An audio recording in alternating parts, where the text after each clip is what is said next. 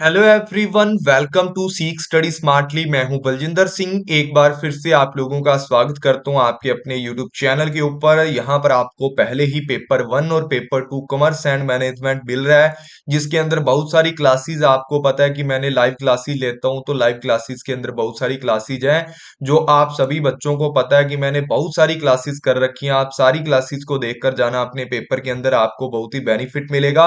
और साथ ही साथ बहुत सारे बच्चे ऐसा बोल रहे हैं कि सर बहुत सारे क्वेश्चन ऐसे हैं, ऐसे मॉडल हैं जो आपने नहीं करवाए या बुक के अंदर हमें नहीं मिल रहे या हमारे टीचर ने हमें नहीं पढ़ाए, आपकी क्लासेस से हमने सीखे हैं। इसी तरीके से मैं आपके लिए कुछ नए मॉडल लेकर के आया हूं जो आपके पेपर वन के अंदर करवाए जाते हैं। विद क्वेश्चंस बताऊंगा किस टाइप के क्वेश्चंस आते हैं, किस टाइप के क्वेश्चन आपको क्वेश्चन पूछे जाएंगे आपके पेपर के अंदर, और साथ ही साथ किस टाइप के टॉपिक्स हैं जो आपको बुक्स के अंदर नहीं मिलती हैं। तो स्टार्ट करते हैं। ऐसे टॉपिक और क्वेश्चन जो किसी भी बुक के अंदर आपको नहीं मिलने वाले, लेकिन पेपर वन के आपके पेपर में आते हैं। तो इंपॉर्टेंट क्वेश्चन है। आज क्वेश्चन नंबर वन की बात करते हैं। इसी तरीके में विद टॉपिक आपको सारी चीजें समझाता जाऊंगा।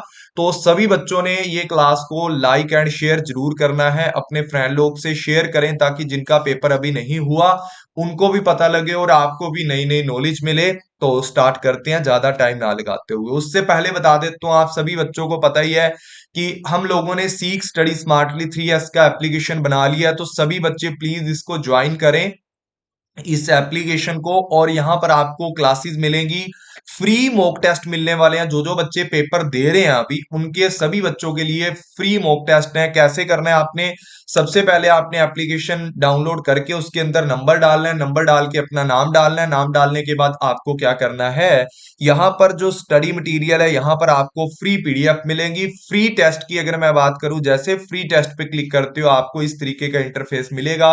जो आपने ऑन गोइंग है, जो आपने अभी तक किए नहीं है, अपकमिंग है जो आने वाले हैं, और अटेम्प्ट जो आपने अटेम्प्ट कर रखे हैं वो वाले, यहां पर आपको आपके सारे के सारे एमसीक्यू मिलने वाले हैं। पेपर वन पे फ्री एमसीक्यू पेपर टू पे मिलने वाले हैं। और अगर किसी बच्चे को कुछ नहीं समझ आता तो आप यहां पर नीचे जब भी आप एप्लीकेशन ओपन करोगे, यहां पर आपको सबसे पहले होम बटन मिलेगा, फिर आपको यहां पर एक स्टोर का बटन मिलेगा, और उसके बाद आपको यहाँ पर एक या कोर्स जैसा, मतलब इस तरीके का स्टोर बटन मिलेगा। फिर आपको यहाँ चैट का ऑप्शन मिलेगा, फिर आपको एक प्रोफाइल का ऑप्शन मिलेगा इस तरीके से, ठीक है। उस पर जाकर के आप मुझसे बात कर सकते हो। इस चैट पे क्लिक करोगे तो आपको सामने मिलेगा सीख स्टडी स्मार्टली, वहां से आप मेरे साथ बात कर सकते हो। तो ज्यादा टाइम ना लगाते हुए सबसे पहले है आपका एडिट मॉडल। देखो, एडी मॉडल की बात करते हैं। एडी मॉडल के क्वेश्चन बहुत सारे आते हैं। जैसे ये आपका एक इंस्ट्रक्शनल डिजाइन मॉडल है, जिसके अंदर बताया जाता है कि बच्चों को किस तरीके से सिखाना है, उससे पहले क्या क्या चीजें डिजाइन करनी पड़ेंगी। तो ये एडी मॉडल है आपका। एडी मॉडल के अंदर आपको बताना है कि ए किससे स्टैंड करता है। तो सभी बच्चे इसमें से एक आंसर बताएंगे। ये एक्टिविटी बेस्ड है, ये असेसमेंट असेसमेंट बेस्ड है, ये एनालिसिस करता है, ये आर्ग्यू करता है। तो कौन सा ऑप्शन राइट है, आपने ये कमेंट के अंदर बताना है। अगर आपको आता है तो वीडियो को पॉज करके बताना, नहीं तो इस क्लास के लास्ट तक आपको सारी चीजें पता लग जाएंगी। अगला क्वेश्चन इस तरीके से बनता है कि एक एडी मॉडल है, एक अशोर मॉडल है, एक आपका गैगने का मॉडल है, उसके बाद डिक एंड कैरी वाला मॉडल है आपका। तो ये सारी की सारी चीजें आपको समझाने वाला हूं। सबसे पहले आज की क्लास में एडी मॉडल है, एडी मॉडल के बारे में बातचीत करेंगे। अगर ये भी क्वेश्चन पीवाईक्यू है भाई, पीवाईक्यू अगर आपको आता है तो आप आंसर जरूर करना कि अशोर मॉडल क्या है, गैगने का मॉडल क्या है, एडी मॉडल क्या है। तो जिससे आपको पता लगेगा कि आपको ये क्वेश्चन आता है कि नहीं आता। तो कमेंट में आंसर जरूर करना। चलो स्टार्ट करते हैं। सबसे पहले हम एडी मॉडल के बारे में बात करते हैं कि एडी मॉडल क्या है। देखो, सबसे पहले एडी मॉडल, आपको आंसर आ गया होगा कि एडी मॉडल का जो ए है वो किसके लिए आपको मतलब क्या स्टैंड करता है और किसके लिए आपको जानकारी देता है, वो भी हम पढ़ेंगे। तो ए का मतलब है एनालिसिस, डी का मतलब है, पहले डी का मतलब है डिजाइन, फिर बात करते हैं डेवलपमेंट की, फिर बात करते हैं इंप्लीमेंटेशंस की, उसके बाद ई का मतलब है आपका इवेल्युएशन। तो बात करते हैं यहां पर ए के बारे में। ए का मतलब है यहां पर कि सबसे पहले आपको एनालिसिस करना है, एनालाइज करना है। एनालिसिस करना या एनालाइज करने का मतलब है कि बच्चों की प्रॉब्लम्स का पता करना, कि बच्चे किस तरीके की प्रॉब्लम फेस कर रहे हैं, या आप ये करते हो कि टॉप लेवल लर्निंग जो गोल है वो आप डिसाइड करते हो, या टारगेट ऑडियंस क्या है उसका आइडेंटिफिकेशन करना। इस मॉडल की सहायता से आप ये कर सकते हो कि बच्चे ने कितना पहले सीखा है और बच्चे को कितना नहीं आता, हमने किन किन बच्चों को सिखाना है, कैसी कैसी कमियां हैं, वो सारी चीजें हम इसके अंदर पढ़ते हैं। यहाँ पर आइडेंटिफाई करता है आपकी प्रॉब्लम्स को, ट्रेनिंग देता है कि बच्चों को कौन सी ट्रेनिंग देनी है, ट्रेनिंग की नीड क्या है। मतलब हमने बच्चों को सिखाना है तो बच्चों को कौन सी चीजें पहले आती थी, कौन सी नहीं आती थी, अब हमने क्या सिखाना है बच्चों को। उसी हिसाब से जब हमें एनालाइज करते हो तो हमें पता लग जाता है हमारी ऑडियंस यानी कि बच्चों को क्या सिखाना है, क्या टारगेट लेके चलना है हमने। ये आपको एक मैप रिक्वायर्ड देता है, मतलब एक मैपिंग सोर्स है आपका, जहां से आप पता कर सकते हो पहले यहां जाना फिर यहां जाना है। आइडेंटिफाई करते हैं आपके स्टेक होल्डर की नीड, यानी कि आपके स्टूडेंट्स की नीड क्या है, बच्चों को क्या आता है क्या नहीं आता वो सिखाना है, तो उसका एनालिसिस किया जाता है। डिजाइन की बात करते हैं। डिजाइन का मतलब है कि आपने बच्चों से ये देख लिया उनकी एग्जिस्टिंग नॉलेज क्या है, प्रीवियस नॉलेज क्या है, उसके आधार पर अब आपने क्या करना है, लर्निंग के ऑब्जेक्टिव्स को डिसाइड करना है कि लर्निंग किस टाइप की देनी है। कितना बच्चे को आता है, मान लो जैसे फर्स्ट क्लास का बच्चा है तो उसको मान लो आता है जैसे एबीसी पूरी आती है, और 10 तक उसको काउंटिंग आती है, तो हमें क्या टारगेट करना है, अब काउंटिंग सिखानी है। 1 से 10 तक तो आती है उसको, अब 1 से लेकर के या 11 से लेकर के उसको 100 तक हम लोगों ने काउंटिंग सिखानी है। तो ये उसका लर्निंग ऑब्जेक्टिव है कि ये ऑब्जेक्टिव लेके चलना है। उसके बाद आप यहां पर अलाइनमेंट करते हो या स्टेक होल्डर का, कि उसको किस कितना आता है, किस किस मेथड से सिखाया जाए, कौन सा मैपिंग ऑफ इवेल्युएशन किया जाए, किससे हमें पता लगेगा कि बच्चे को कितना आता है कितना नहीं आता, और कौन कौन से आउटलाइन का यूज करना है जब आपने उनको सिखाना है। क्रिएट ए लर्निंग, जो इंटरवेंशन है कि लर्निंग के अंदर कौन कौन सी चीजें हैं जो इंटरवेंशन कर रही हैं जिससे बच्चा नहीं सीख पा रहा, तो वो चीजों का भी ध्यान रखना है आपने। फिर एक कम्युनिकेटिव स्ट्रेटजी आपको बनानी है। फिर हाई लेवल की मैपिंग, मतलब हाई लेवल की मैपिंग आपको तैयार करनी है, और उसके अंदर भी देखना है कि लर्निंग के क्या क्या इंटरवेंशन है, किससे बच्चे को आएगा किससे बच्चे को नहीं आएगा। फिर बात करते हैं डेवलपमेंट का। डेवलपमेंट के अंदर आप लोग ये देखते हो कि इंस्ट्रक्शन स्ट्रेटजी क्या है उसका डिटर्मिनेशन करते हो, कौन से मीडिया से बच्चों को सिखाना है, कौन से मेथड, यानी कि जो जो आपने एनालाइज करके कमियां ढूंढी, कमियां ढूंढने के बाद उन कमियों को कैसे पूरा किया जाएगा। अब उन कमियों को पूरा करने के लिए सोर्स क्या क्या लगेंगे। सबसे पहले आप जो मीडिया है, मेथड है, स्ट्रेटजी है जिससे बच्चों को सिखाओगे वो चूज करोगे। फिर आप डेवलपमेंट एंड इवेल्युएशन किस तरीके से करोगे, ऐसी टूलिंग को ढूंढना है जिससे आप बच्चों का डेवलपमेंट करोगे या बच्चों को सिखाओगे। ठीक है, उसके बाद हम अगर बात करते हैं यहां पर development of a communication strategy, कि बच्चों के साथ सीखना कैसे है, मतलब बच्चों को सिखाना कैसे है, हिंदी में पढ़ाना है इंग्लिश में पढ़ाना है, तो डेवलपमेंट करनी है आपने कम्युनिकेशन स्ट्रेटजी को। लर्निंग की टेक्नोलॉजी क्या क्या है ये भी आपने डेवलपमेंट करना है, कि बच्चों को कंप्यूटर से सिखाना है या बच्चों को ब्लैक बोर्ड पे सिखाना है, बच्चों को ऑनलाइन पढ़ाना है, कौन कौन सी टेक्नोलॉजी यूज की जाएगी ताकि बच्चों को इजीली आ जाए। कोई मॉडल है आपके पास जिससे बच्चे को वो मॉडल प्रैक्टिकली उसकी एडमिनिस्ट्रेटिव करके दिखाई जाए, या बच्चों को बताया जाए कि ये मॉडल इस तरीके से काम करता है, उसकी डेमोस्ट्रेशन दी जाए। ठीक है, production of a learning product कहता कि लर्निंग जो प्रोडक्ट है आपका वो किस तरीके का है, उसका प्रोडक्शन करना कि बच्चों को अब की बार क्या सिखाया जाएगा। डिलीवरी का मेथड क्या है, लेक्चर मेथड यूज करोगे, ग्रुप मेथड यूज करोगे, प्रॉब्लम सेंट्रिक मेथड यूज करोगे, क्वालिटी एवेल्युएशन करने की क्या क्वालिटी है। उसके बाद हम बात करते हैं इन इस मेथड को डेवलप करने के बाद उसको इम्प्लीमेंटेशन करना। इंप्लीमेंटेशन करने का मतलब है लागू करना। लागू कैसे करेंगे, कम्युनिकेशन प्लान बनाएंगे, पहले बच्चों से बात करेंगे, बेटे इस तरीके से काम हमने चलाना है या इस तरीके से क्लास के अंदर आपको वर्क करना है। चेंजिंग इन द फिजिकल, जो आपका इन्वायरमेंट है उसके अंदर अगर कोई चेंजिंग की जरूरत है तो उसके अंदर चेंज करो ताकि आप अपने मेथड को क्या कर सको, अप्लाई कर सको, या उसके अकॉर्डिंग अपने मेथड्स को इंप्लीमेंटेशन करना है। तो चेंज देखना है आपको कि फिजिकल इन्वायरमेंट में कि शोर शराबा तो नहीं है जहां पर हम बच्चों की क्लास ले रहे हैं, वो सारी चीजें आपको यहां पर चेक करनी है।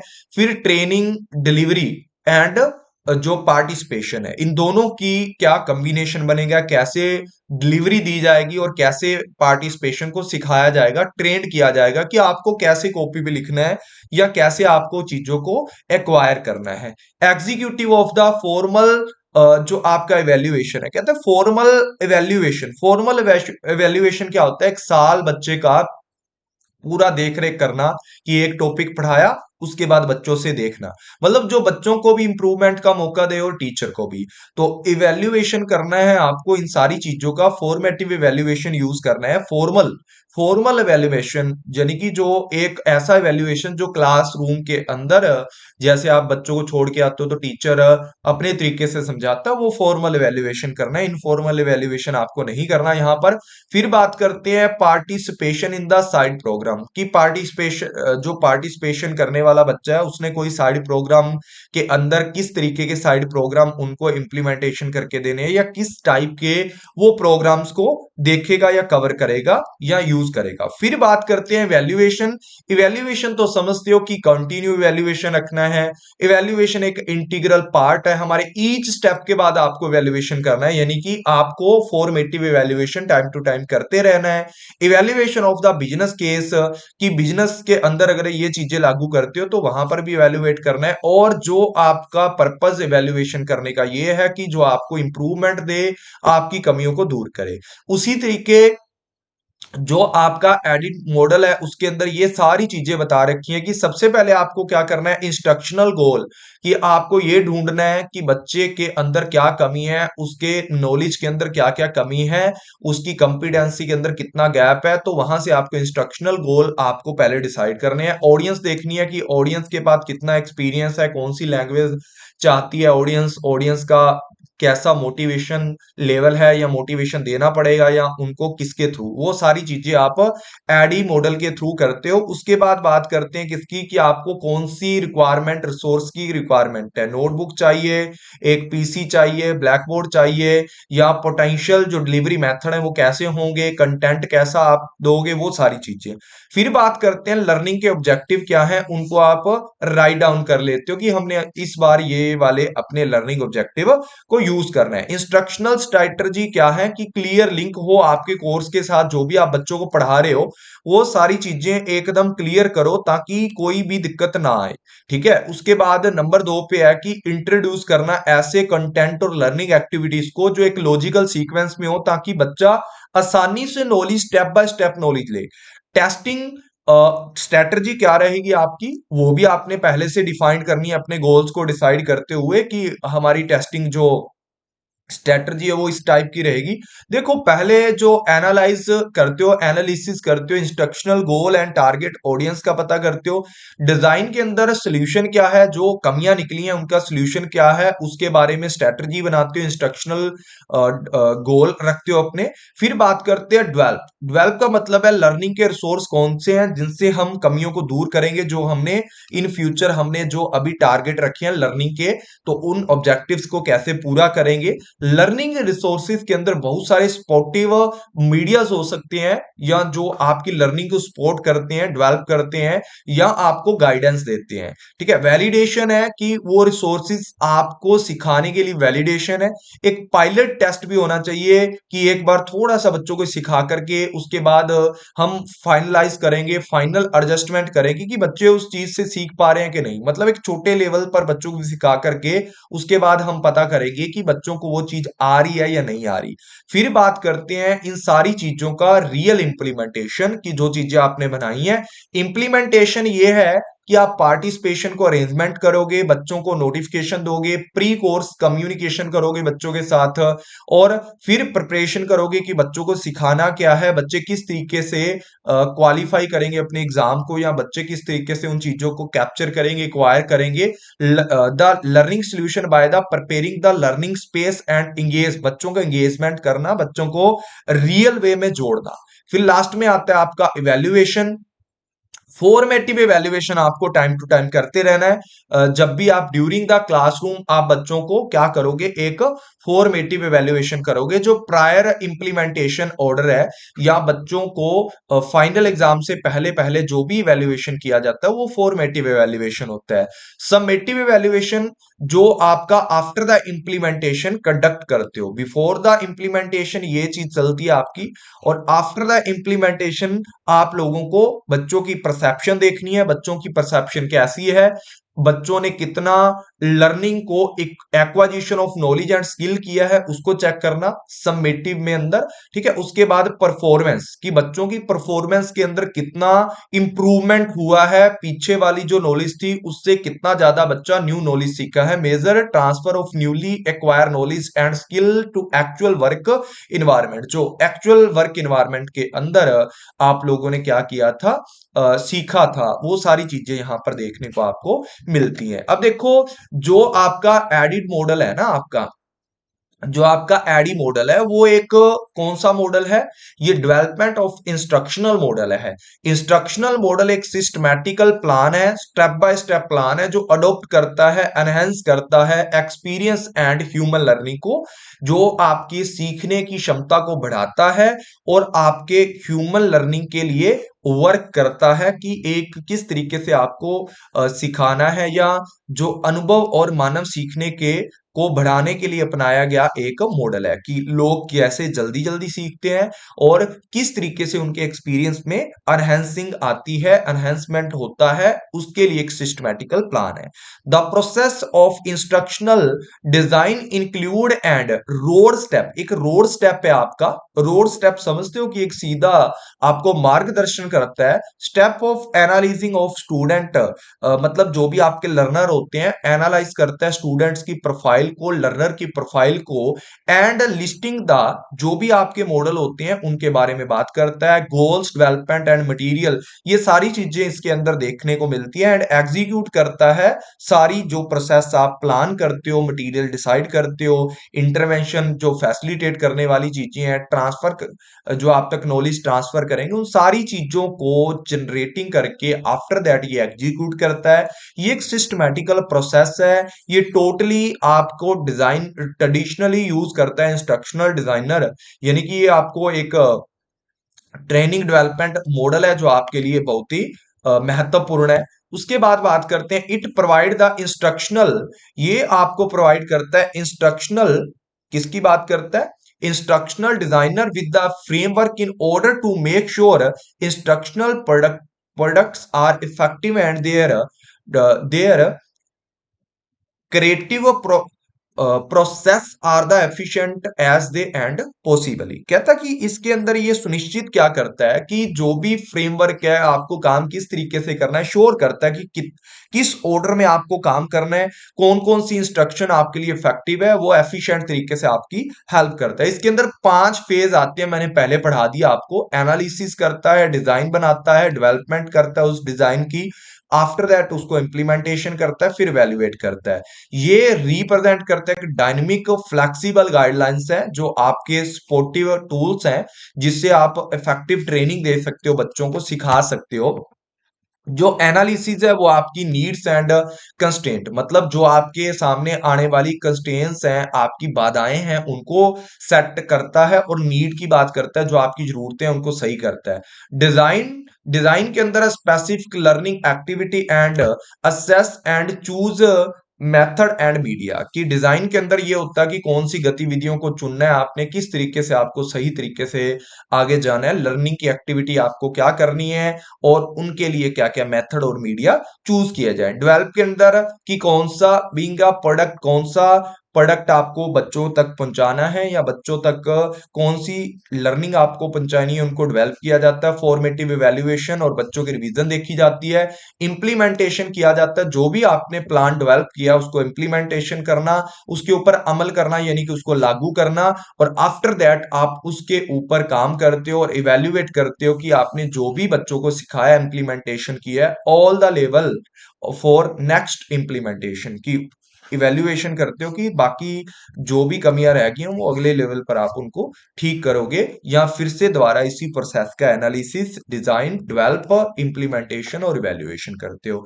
तो आई होप आपको ये चीज अच्छी लगी होगी। तो प्लीज क्लास को शेयर जरूर करना अपने फ्रेंड्स के साथ, और लाइक भी करना, एंड यूट्यूब चैनल को सब्सक्राइब करना। साथ ही साथ आप सभी बच्चों से एक निवेदन है कि आपको मैंने बताया कि आप एप्लीकेशन है, एप्लीकेशन को जरूर सभी बच्चे सीख स्टडी स्मार्टली आपकी एप्लीकेशन है, इस एप्लीकेशन को जरूर अपने फोन के अंदर डाउनलोड करके, और जिन बच्चों के अभी एग्जाम हैं वो सभी बच्चे फ्री टेस्ट को जरूर जाकर के अटेम्प्ट करें, आपको बहुत ही ज्यादा फायदा होगा। और प्लीज क्लास को लाइक एंड शेयर जरूर करना। थैंक यू ऑल फ्रेंड्स, मिलते हैं नेक्स्ट क्लास के अंदर। एवरीवन, सभी बच्चे इस एप्लीकेशन को जरूर डाउनलोड करना। आपकी स्पोर्ट से ही यूट्यूब चैनल चल रहा है, आपकी स्पोर्ट से ही अभी आपका एप्लीकेशन खुद का एप्लीकेशन है। तो thank you friends, take care, bye bye.